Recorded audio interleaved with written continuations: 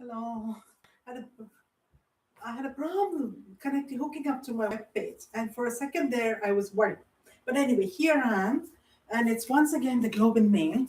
So an anaphora in one website. As I said, I'm an chemical engineer with dual master's degrees and work experience, paid work experience. In when my son was a child, in the same 2 years of paid experience.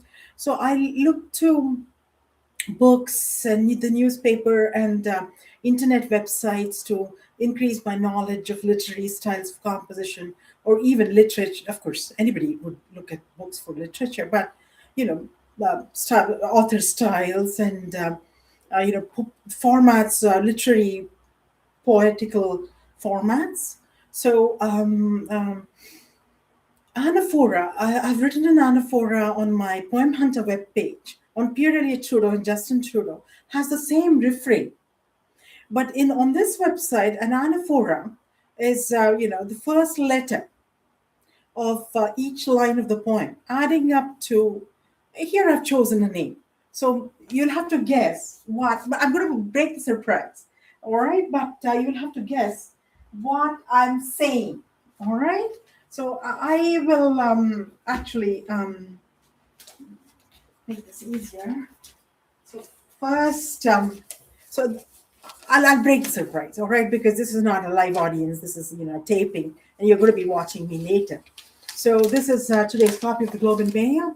Again, the indigenous people are in real deep doo-doo, as you would say, flippantly.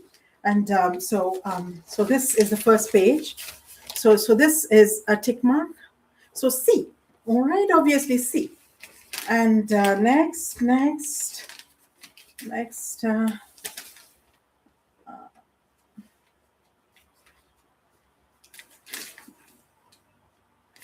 Yes.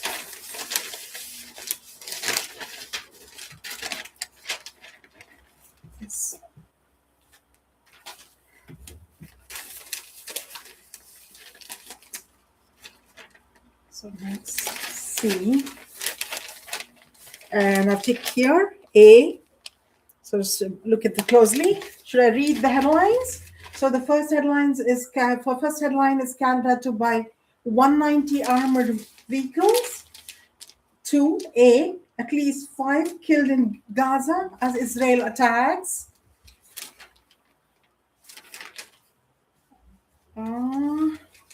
So we're going to guess what I'm going to.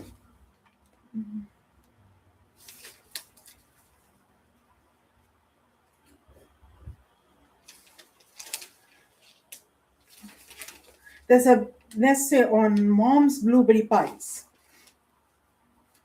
I had blueberry jam. For some reason, I desired a blueberry jam. And instead of my normal maple cream cookie, I had a blueberry jam today. So next, this is not right. So let's see. I haven't chosen the right word. Letter. Third letter I've forgotten. So I'll have to quickly, make up a. All right, third letter. All right, we'll look at I'm skipping the article. Royal Canadian Legion. All right, so there's the headline. So, and then.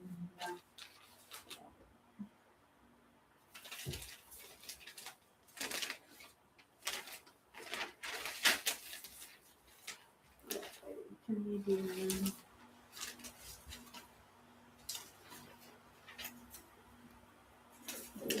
Get an N? Do I get an N? I'm leading up to it. Not, but now I guess the US also likes him, Prime Minister Carney. So N broke the surprise. N.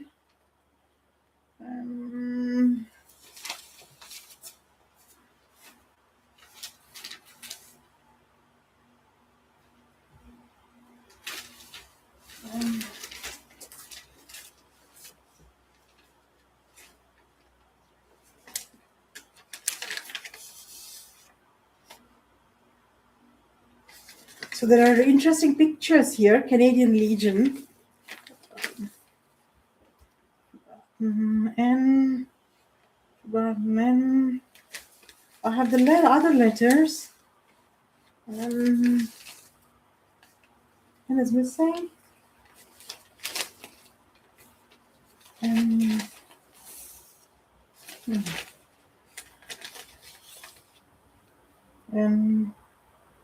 so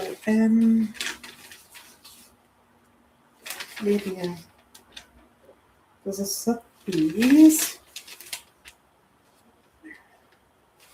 And I've skipped out. Ford wouldn't be right because they're in different parties. So he's the Premier of Ontario. Maybe a little too much information. And I have E here. All right, we'll do N here. I'm cheating again. All right, BC's NDP. So we are using the second letter, second word. NDP. NDP is an acronym for the for the New Democratic Party. And NDP. BC's NDP. So N. And then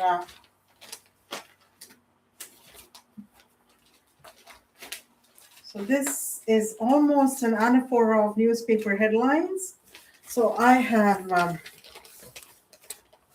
E. Experts call for active testing of AI chatbots. So that's E. And Y.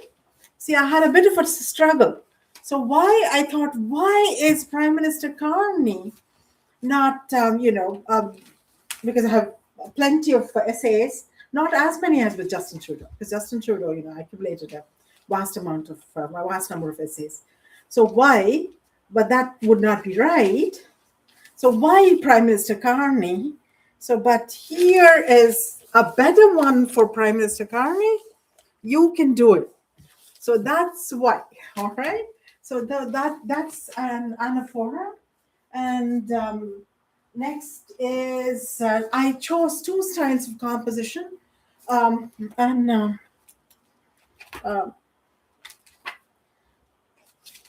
They've pulled off all the information. I got all these compositional styles from a New York Times book review.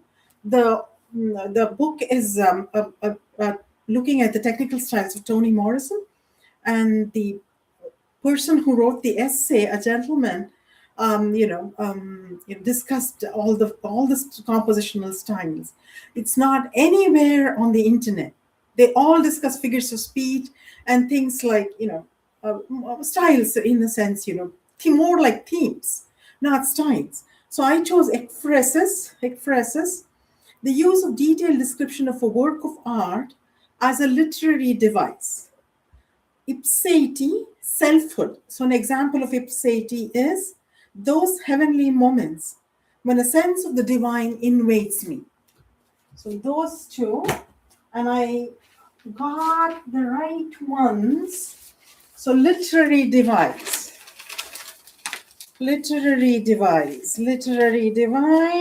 is here, and it's a time to. All right, they're looking at a church, and this is the church, and the Royal Canadian Legion continues to advocate for Canada's veterans 100 years on. So that's the heading, newspaper headline. And so the